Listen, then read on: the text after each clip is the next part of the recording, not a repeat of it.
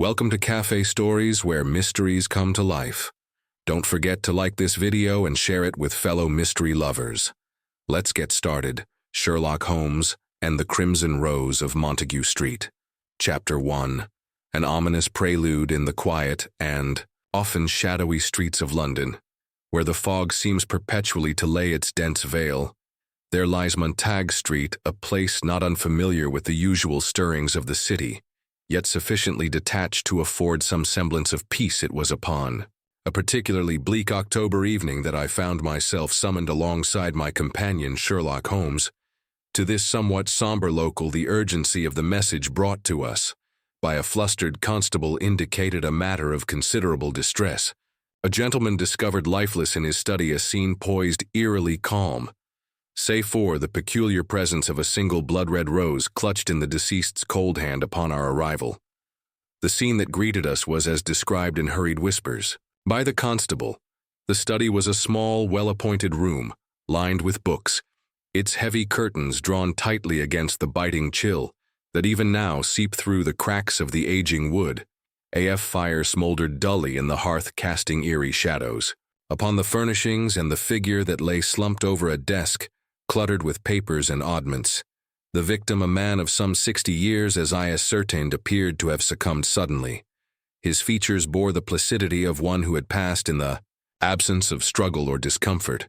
The rose, stark and somewhat incongruous in the setting, seemed to draw the eye insistently, a silent witness to the final moments of the man's life.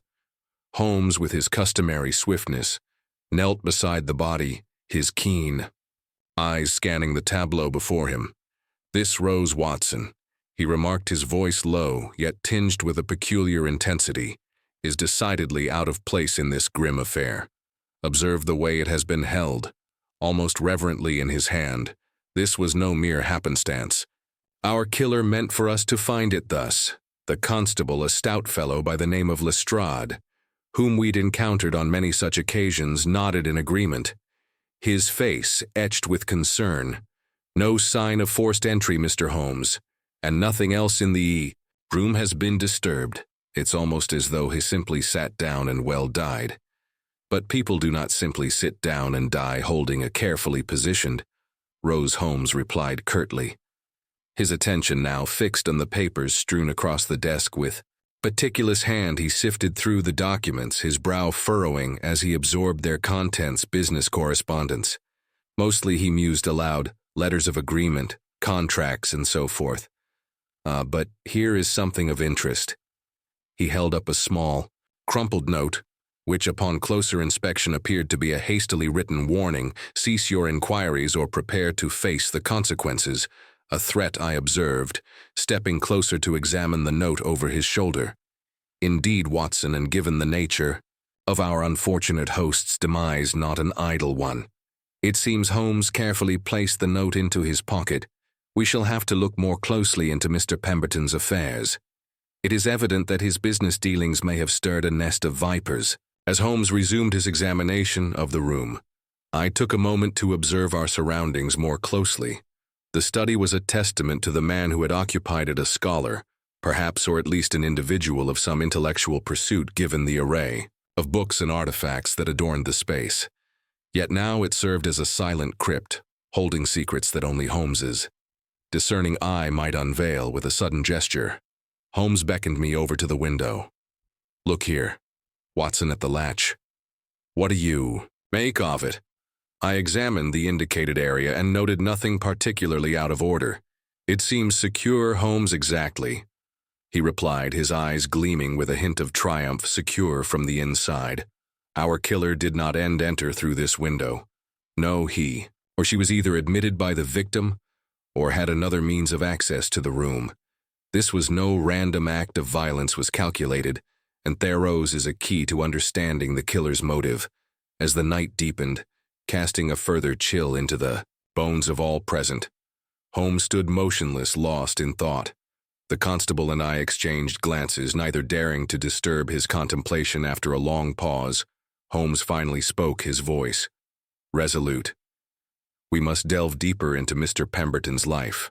Watson, there are depths here not yet fathomed, and I suspect that The rose, this seemingly innocent emblem of beauty, may well prove to be a symbol of something far more sinister, with these words hanging in there like a somber prophecy. We prepared to leave the quiet of the study, stepping back into the bustle of London streets where the mysteries of the night awaited. The keen edge of Holmes's deductive prowess as we made our way out the image of the rose, so vivid and red against the pallor of death, lingered in my mind, a crimson mystery that was only the beginning of what promised to be a most intriguing case. Chapter 2. Whispers in the shadows. The morrow brought with it a drab sky laden with the threat of rain as Holmes and I made our way to the home of the late Mr. Pemberton's closest associate, Sir Charles Latimer. If one were to divine any hidden truths behind the ghastly occurrences, it was imperative to explore the social entanglements of the deceased.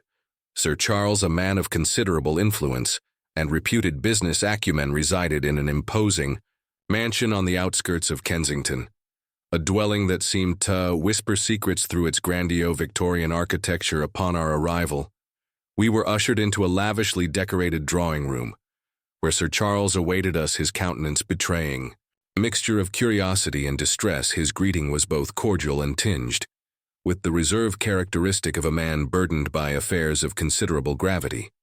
Sherlock Holmes, I presume. Sir Charles began, extending a hand, which Holmes shook with polite formality. I must confess your presence here brings both comfort and a certain dread. To what do I owe the honor, though I suspect it pertains to poor Pemberton's untimely demise? Indeed, Sir Charles, you surmise correctly, Holmes replied, his keen eyes swiftly taking in every nuance of the room and its occupant. I am here to ascertain the circumstances leading up to our mutual acquaintance's death. I understand you were closely connected in business as well as personal matters. That is so, sir. Charles acknowledged, motioning for us to take our seats. Peton and I were associates for many years, engaged in numerous ventures together. His loss is both a personal grief and a professional setback. Holmes nodded, his expression impassive yet thoughtful. Were you aware, Sir Charles, of any threat made against him, perhaps, related to these joint ventures? A shadow crossed Sir Charles's features, and he hesitated before responding. It is no secret that Pemberton's dealings were not always, shall we say universally, well received. He had a penchant for pushing boundaries, and not all were pleased with his methods or outcomes. As Holmes pressed further on the nature of these business dealings, I took the opportunity to study.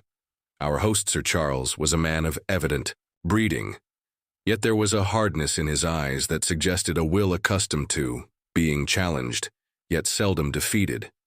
His answers were measured, revealing little but hinting at layers of complexity beneath the surface. The interview was interrupted by the arrival of the served by a discreet butler, who moved through the room like a silent wraith. Holmes, however, barely act in the service, his mind clearly preoccupied with the puzzle at hand. Tell me, Sir Charles, Holmes resumed as the butler withdrew. Was there any recent occasion where Mr. Pemberton's actions might have provoked a more dangerous response? Any specific disputes that come to mind? There was one matter, Sir Charles admitted reluctantly after a pause, laden with deliberation, a venture involving a tract of land in the East End, ripe for development, but entangled in legal disputes with the local populace. Peton was adamant about pushing forward, despite opposition from several influential parties. Holmes's eyes glittered with interest. Might any of these parties have reason to wish harm upon Pompton?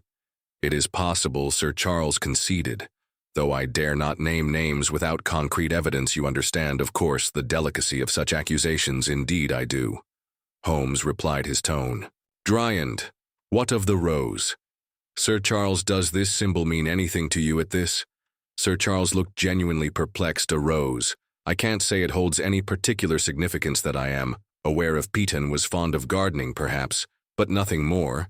That our discussion was soon drawn to a close, with Holmes expressing his gratitude for Sir Charles's cooperation. As we departed, Holmes's mood was contemplative, his mind clearly churning through the information gleaned from our conversation as we stepped out into the chill of the impending afternoon.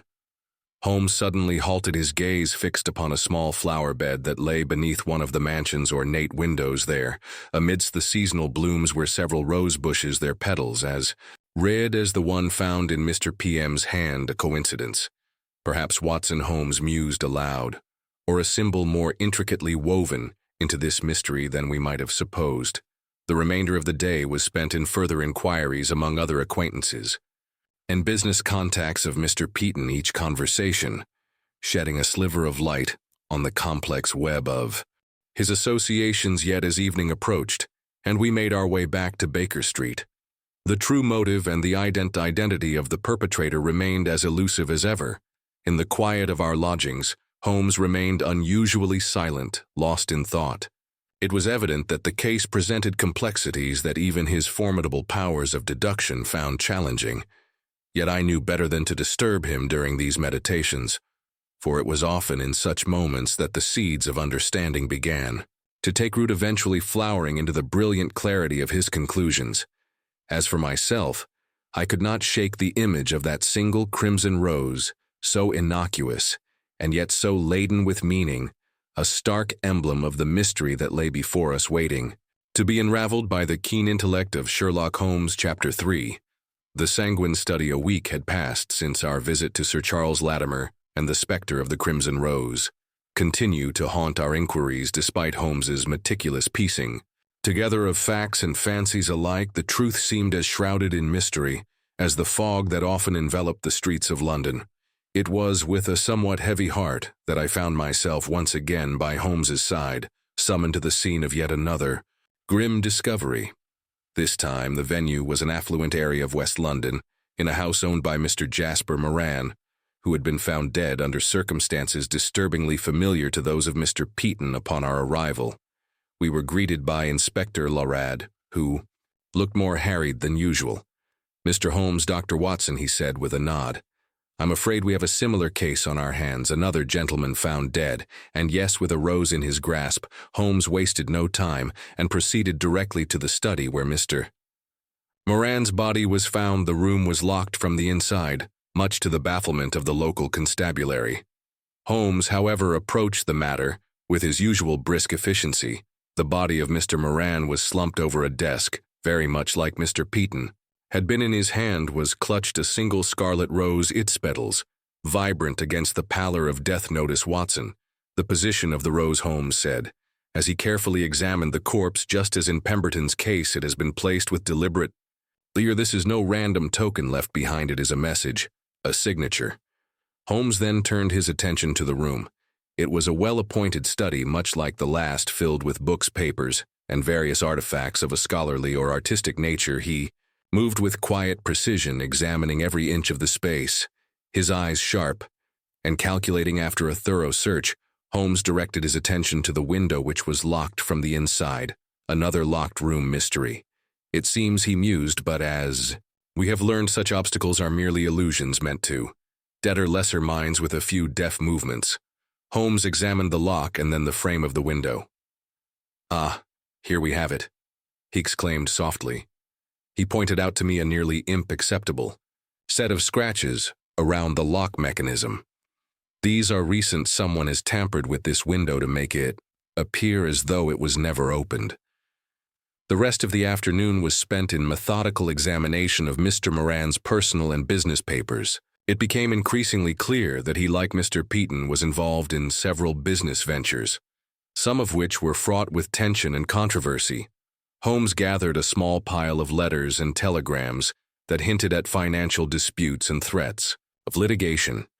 "It appears Mr. Moran was embroiled in a number of financial disagreements," Holmes remarked as we sorted through the documents. "Note this telegram, Watson. It speaks of a meeting that was to take place the very evening of his death.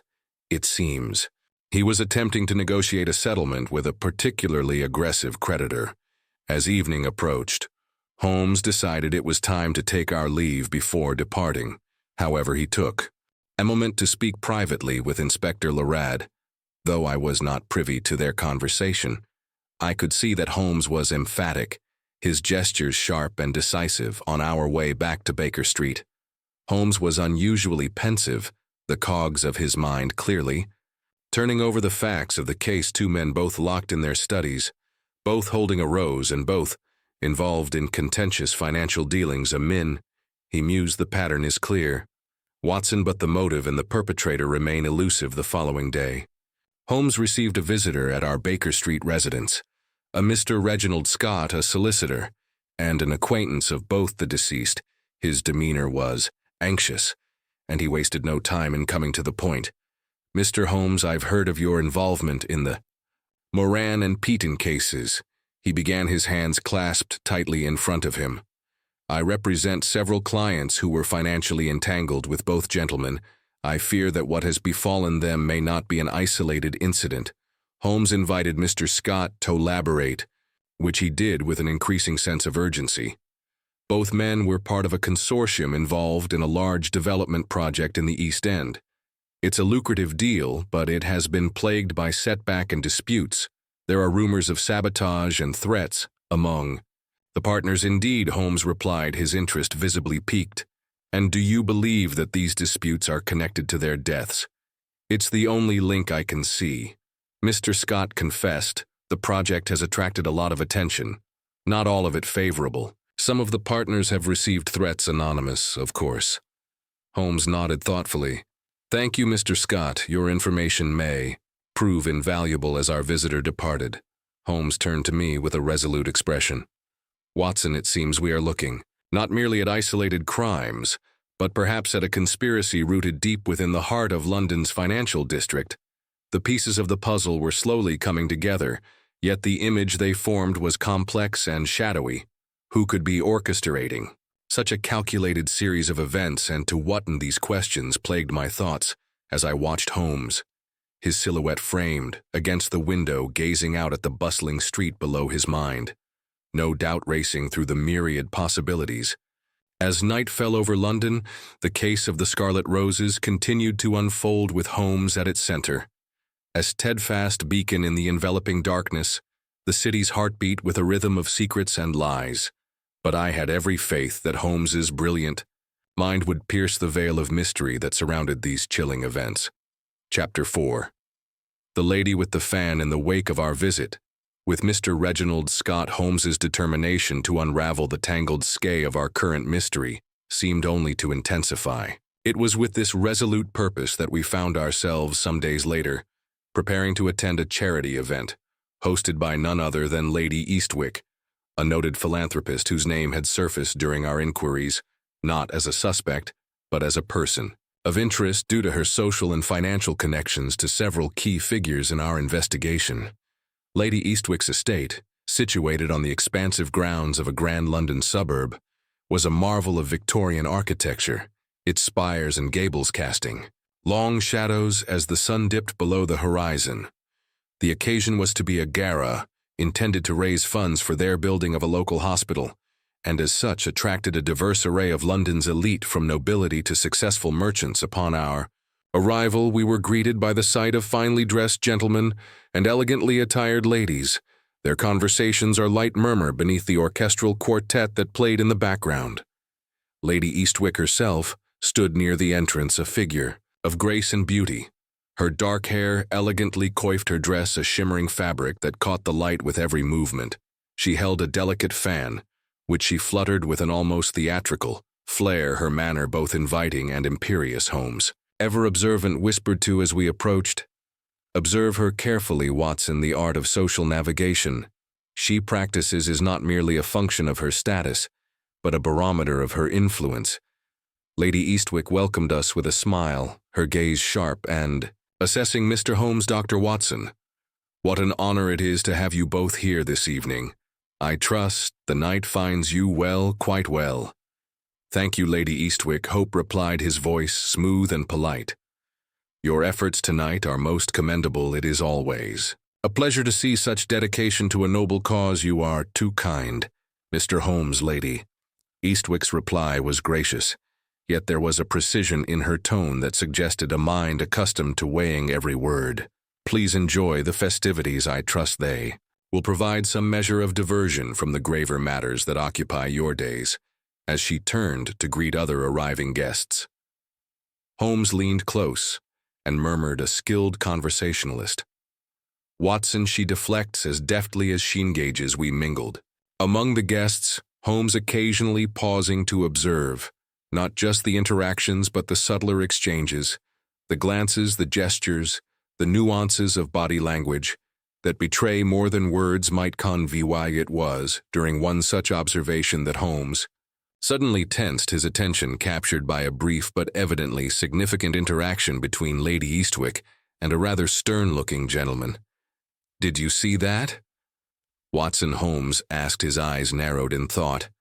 "I'm afraid I missed it, Holmes," I admitted. "Lady Eastwick just passed a note to that gentleman. It was subtle, expertly done, but unmistakable in its intention. We must find out who he is." Holmes stated, his mind already racing ahead to the implications of what he had seen the evening wore on, and we took the opportunity to engage in conversations with several guests, some of whom shared insights into Lady Eastwick's activities and associations that proved enlightening. It was during one such conversation that we learned of her recent endeavors to expand her influence into the city's political circles, her charitable work serving as both cover and catalyst for deeper engagements. Holmes was particularly interested in a comment made by one of the guests, a Mr. Harold Greaves, who noted Lady Eastwick has been quite active in the East End, a place in need, but also a place ripe for certain types of investments. "She has a keen eye for opportunity, that one indeed," Holmes replied thoughtfully. "It is often said that charity and profit need not be mutually exclusive, but the manner of their conjunction can sometimes reveal much about the character of their practitioner." As the evening drew to a close, Holmes and I found ourselves once again in Lady Eastwick's company. Holmes, with an attack that matched the lady's own, broached the topic of her interests in the East End. "Lady Eastwick, your endeavors in the East End have not gone unnoticed." Holmes began. "Such efforts to uplift the impoverished are commendable. I am curious, though, about the challenges such work must surely present."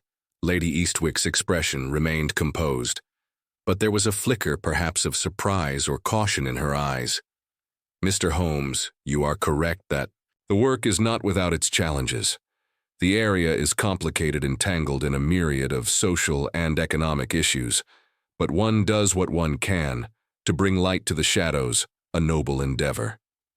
"Indeed," Holmes agreed, "and fraught with obstacles, I imagine, especially for those who might view such changes as contrary to their interests." "Quite so," she replied, her fan pausing. "Momentarily one finds adversaries in the most unexpected places, Mr. Holmes, but perseverance is a virtue I value high." As we took our leave, Holmes's expression was pensive, his mind clearly busy piecing together the fragments of information we had gathered in the carriage ride back to Baker Street. He was silent for a long time before finally speaking. "Watson, our evening has been most instructive. Lady Eastwick is far more than a mere socialite. She is a player in a game of high stakes.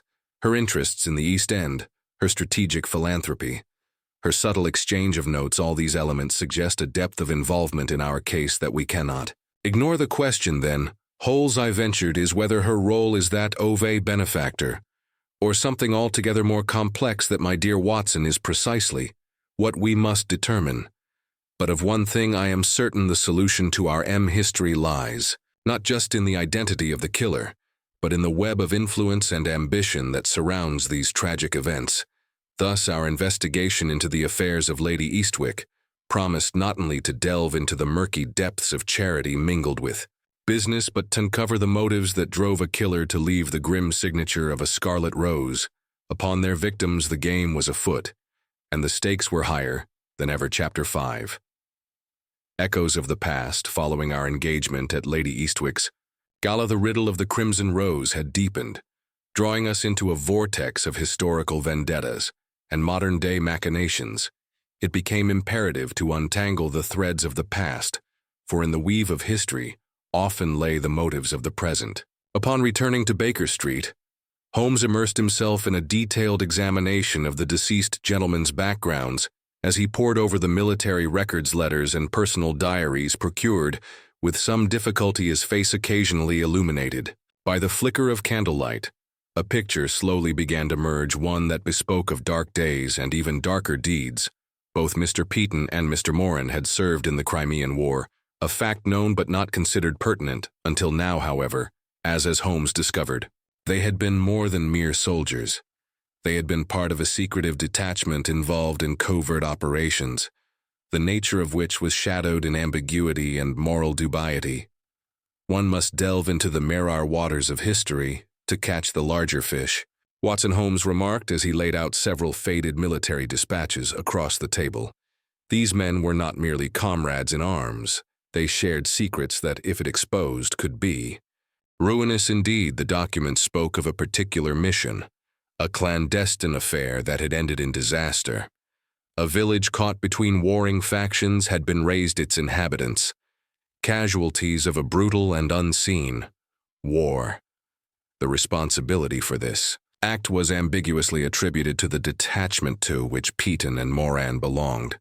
It appears, Watson, that our victims were linked by more than just business interests or social acquaintances. Holmes mused, his fingers steepled beneath Hishin. They shared a past steeped in blood, a past that someone is keen to keep, buried, determined to explore this avenue further. Holmes decided we should visit the sole surviving member of that fateful mission, a certain Colonel Bartholomew SMI, who had since retired to a quiet life in the countryside of Sioux.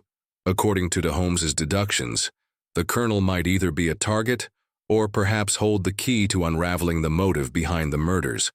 Our journey to Sioux was undertaken under a sky heavy with the promise of rain. Arriving at the colonel's residence, a modest manor house shrouded in ivy, we were greeted by the man himself, a tall figure stooped with age but sharp of eye. Mr. Holmes, Dr. Watson, he greeted, his voice tinged with the weariness of one who had seen too much. To what do I owe the pleasure? Though I suspect it has more to do with the ghosts of the past than the pleasantries of the present. Quite astute, Colonel Holmes replied as we were ushered into a study that smelled of tobacco and leather. We are here on a matter concerning your former comrades, Mr. Peaton and Mr. Moran. It seems their past has caught up with them in the most fatal manner. The colonel's countenance grew somber, his eyes clouding over with memories best forgotten. I had feared as much, he confessed, settling into his armchair. With a sigh, the mission you speak of was cursed from the start. We were young, zealous, and terribly naive about the horrors of war. Holmes listened intently as Colonel SMI recounted the events of the mission, his narrative filled with the regret and sorrow of a man burdened by decades of guilt. The village was supposed to be a strategic stronghold, but intelligence was faulty. When we realized our error, it was too late. The consequences were devastating, and now it appears that someone is exacting retribution for those long-ago sins. Holmes deduced. Your comrades have been murdered, each with a rose left upon their person, a symbol, they believe, of retribution. Colonel SMI nodded gravely. I've received veiled threats myself, warnings from shadows. I had hoped they were just the rantings of a troubled soul, but now we must consider you may be in grave danger as well. Holmes concluded, his expression stern with resolve. Colonel, I implore you to take every precaution. My Asakai and I will do all within our power to uncover the assault and bring this dark chapter to a close. Before departing, Holmes inspected the colonel's security arrangements and made several recommendations for enhancing his safety. The ride back to London was a quiet one, with each of us lost in our thoughts, pondering the depths to which men might sink in the pursuit of vengeance upon our return to Baker Street. Holmes retreated into his chemical experiments, a sign I had come to recognize as indicative of his deep cogitation late into the night. I heard him pacing, the occasional murmur of thought reaching me through the stillness of our quarters. The following morning brought with it a breakthrough. Holmes burst into breakfast room, his eyes alight with the fire of discovery. Watson, I have it, he exclaimed, brandishing a telegram. The rose, its significance has been staring us in the face all along. Recall Lady Eastwick's charity for orphan children, many of whom were displaced by wars, including the Crimean conflict. Could it be that our murder heiress linked to those very orphans? The implications were staggering, and as I processed Holmes's words, the pieces of the puzzle began to align with chilling precision. Holmes, you mean the killer might be seeking justice for the lost lives that were torn asunder by the actions of Putin and Moran? Exactly, Watson Holmes replied, his voice taut with the excitement of the chase. And I suspect the answer to who is behind this lies somewhere within the list of those orphans. We must delve into this further. And quickly, thus armed with new purpose, we set about unraveling this latest thread, each of us aware that with each passing moment, the danger to Colonel SMI and perhaps others connected to that fateful mission grew ever more imminent. The shadows of the past were long, and they reached far into the heart of present sorrows, a dark echo that threatened to repeat its mournful refrain. Chapter: The Forgotten Soldier. Our investigations had led us into the depths of the past, revealing connections steeped in the shadows of war and retribution. Holmes's revelation that the orphaned offspring of the Crimean conflict might hold the key to our series of morbid affairs set us on a new path of inquiry.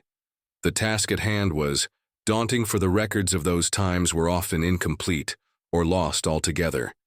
Nevertheless, Holmes approached the challenge with characteristic vigor, employing his unique methods to unearth what many would deem irretrievable. It is often the case, Watson, that what is thought lost merely requires a more determined seeker, Holmes remarked one morning as we sat amidst a sea of papers and ledgers in our sitting room. At Baker Street, he had secured these documents from various sources: military archives, church records, and private collections, scouring them for any trace of the children rendered parentless by the war. As Holmes delved into the record with an almost surgical precision, I occupied myself with reading through the personal correspondences of both Piton and Moran, hoping to find any reference to the orphans or any peculiar interest in charitable works that might connect them to the Lady Eastwick's endeavors.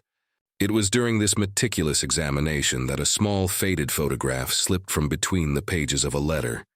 A photograph depicting a younger Piton and Moran in military attire, standing alongside a third figure, a fellow officer perhaps, who bore a striking resemblance to Lady Eastwick. Look at this, Holmes, I called out, handing him the photograph. Holmes took it, holding it up to the light, his eyes narrowing as he scrutinized the image. Indeed, Watson, this third figure could well be a sibling or close relation to our Lady Eastwick. This warrants further investigation. It could explain her vested interest in the welfare of the orphans and perhaps her connection to our victims. Holmes mused, placing the photograph on the mantelpiece as if to keep it within easy reach for further contemplation. Armed with this new information, Holmes decided it was time to confront Lady Eastwick directly, albeit with the subtlety and tact that the situation demanded. We thus made arrangements to visit her under the pretense of discussing her charitable organization, specifically her work with the orphan SOF.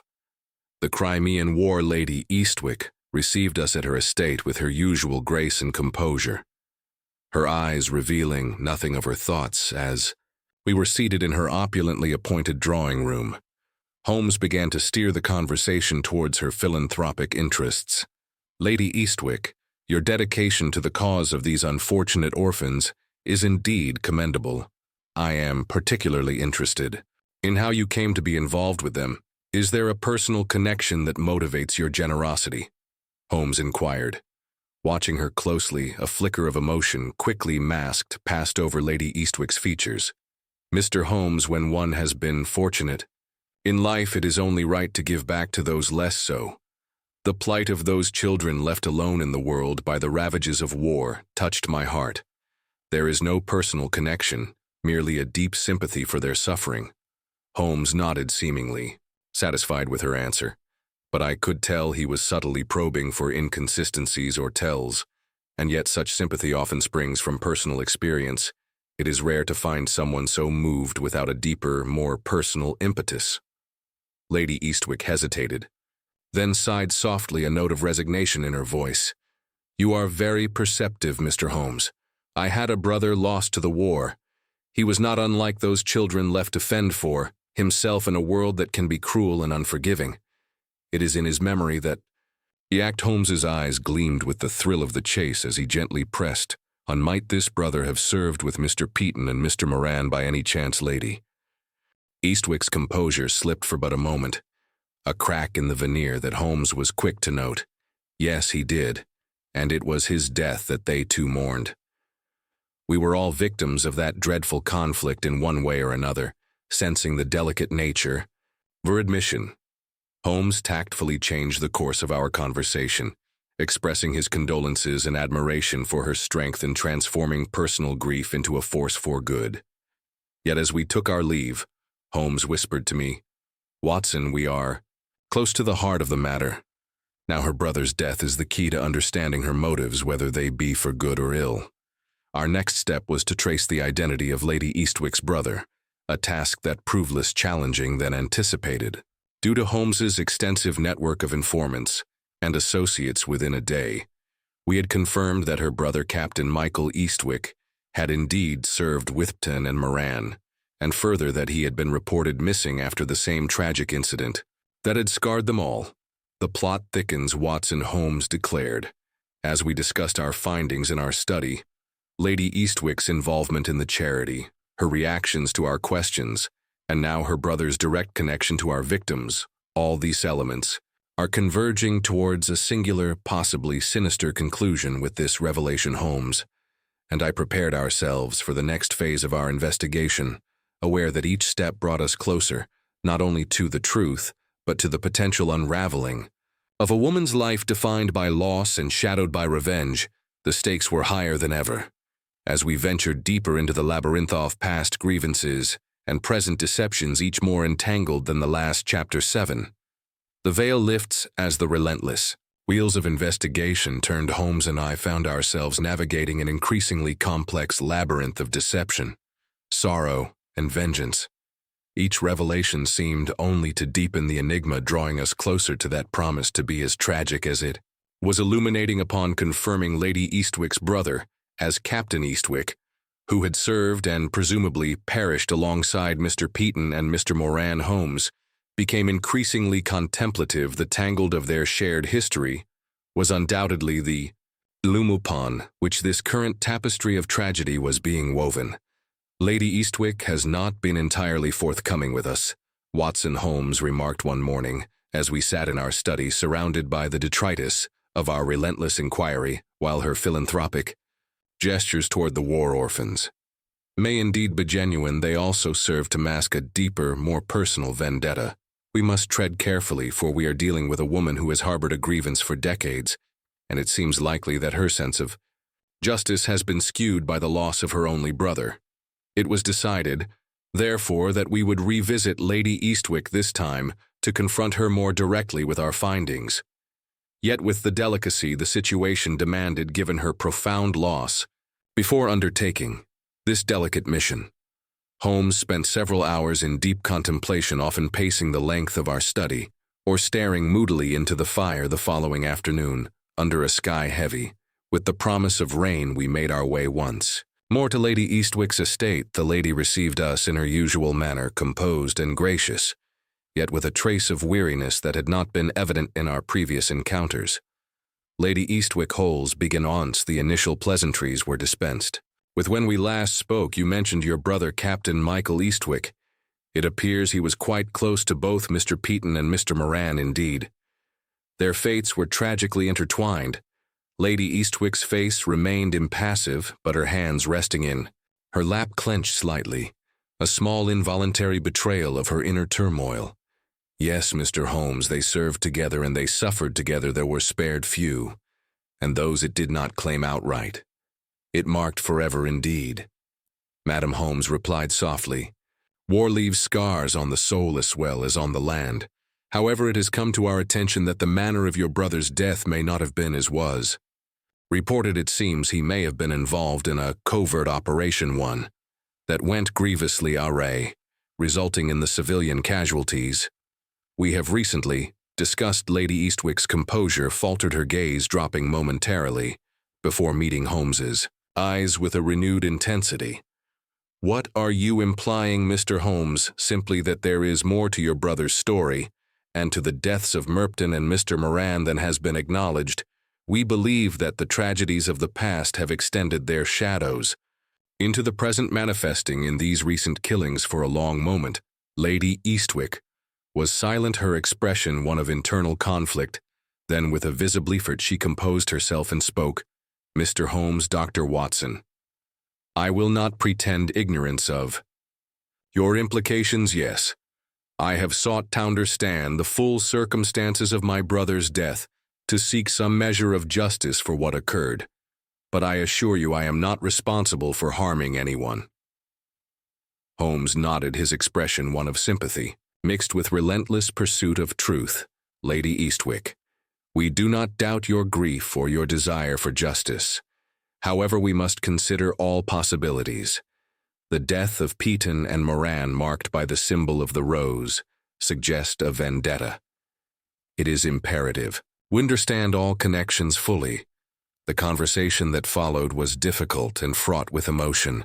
Lady Eastwick recounted her years of searching for the truth about her brother's fate, her gradual discovery of the covert operation gone wrong, and her confrontation with both Peaton and Moran, who had at different times confirmed the tragedy, but denied any wrongdoing. "My brother was the scapegoat for their mistakes," she declared, her voice trembling with suppressed anger and sorrow. "They lived prosperous lives while I grappled with the loss. The roses, they were a symbol of remembrance, not vengeance."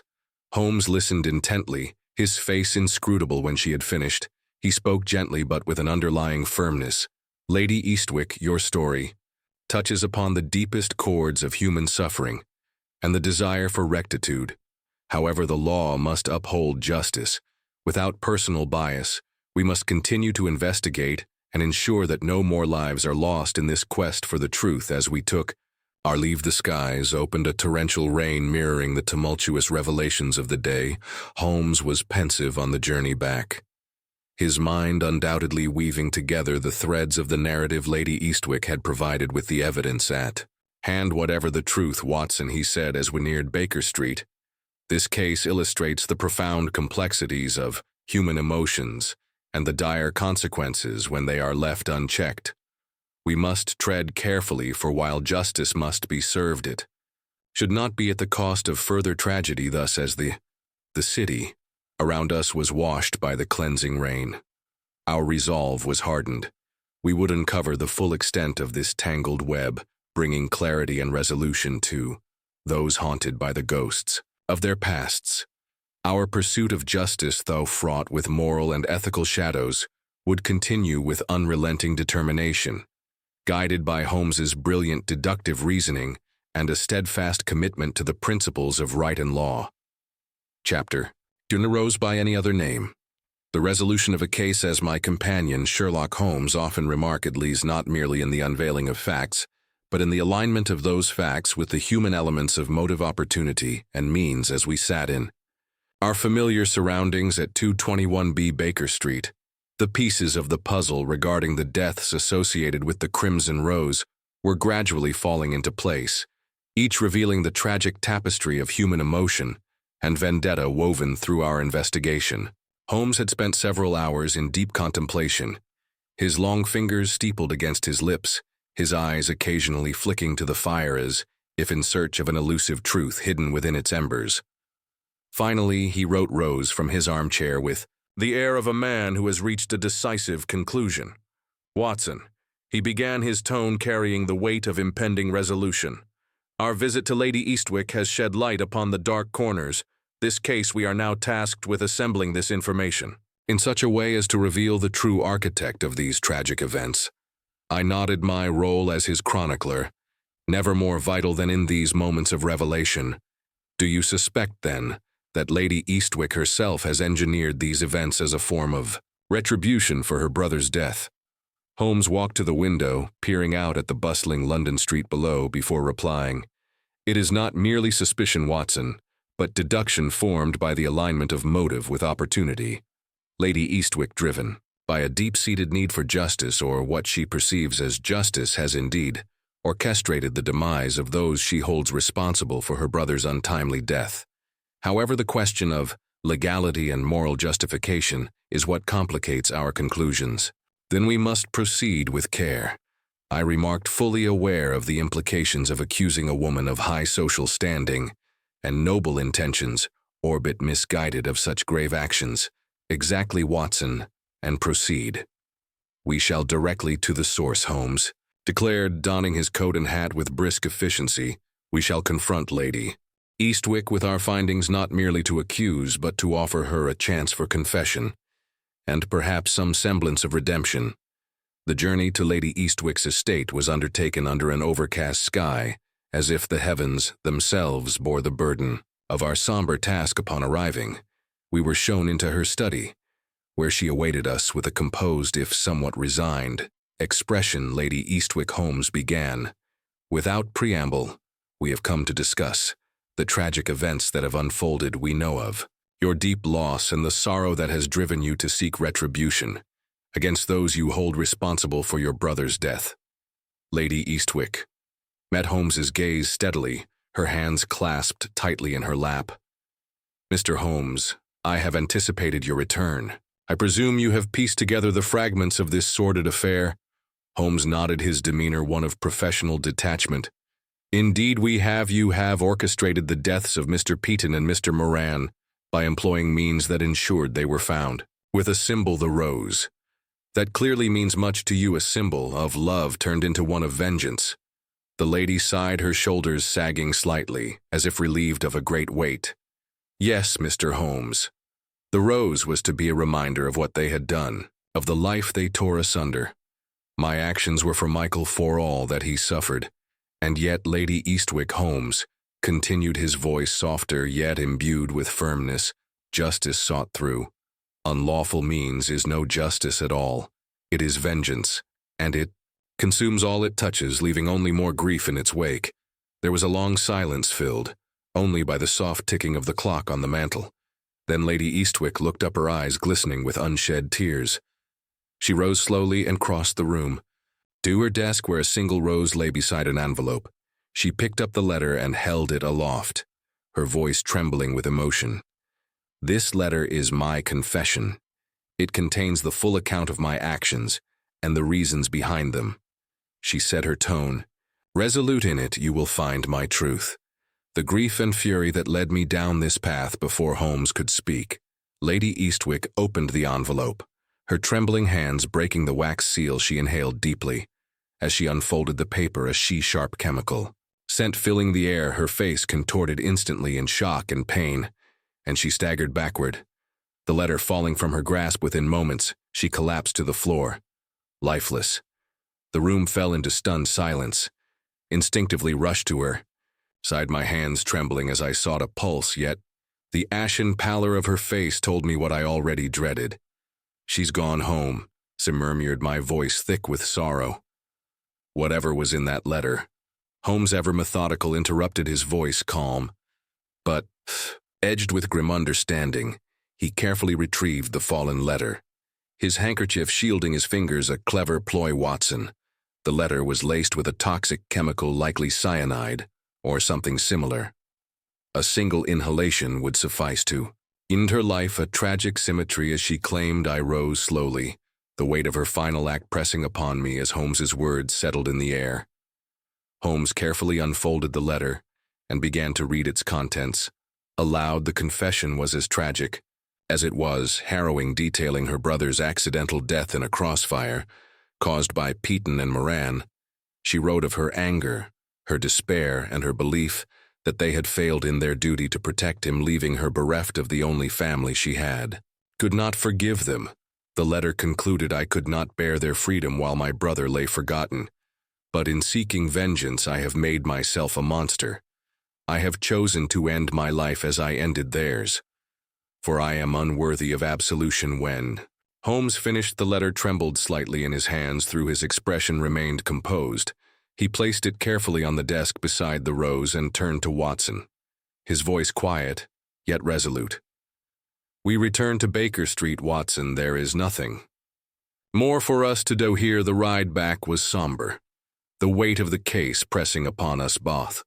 When we arrived home, Holmes sank into his armchair by the fire, his gaze fixed on the FL as he lit his pipe. After a long silence, he spoke. As this case, Watson, has been one of the more pious we have encountered. It reminds us that the human heart is a fragile vessel, holding both great love and deep sorrow. I nodded, the words resonating deeply as I sat opposite him, reflecting on the tragedy that had unfolded in the quiet of Baker Street. The case of the Crimson Rose had reached its final chapter, its story etched forever in my memory as one of grief, vengeance, and the fragile nature of the human soul. The days after Lady Eastwick's death weighed heavily on me. Her confession, driven by love and grief, left a profound sadness that was difficult to shake. The case had revealed the fragility of the human heart and the devastating lengths to which sorrow could drive a person. As I sat in the chet of Baker Street, Holmes spoke, his voice breaking. "The stillness, do not dwell too long on this, Watson. The world holds countless enigmas, and we must be ready for the next." I nodded, his words a reminder of life's unending rhythm. Though burdened by the past, I took solace in knowing the future awaited with new challenges, mysteries, and the enduring pursuit of truth. And so we waited, the glow of the fire warming the room, for the next knock at the door to usher in another curious case.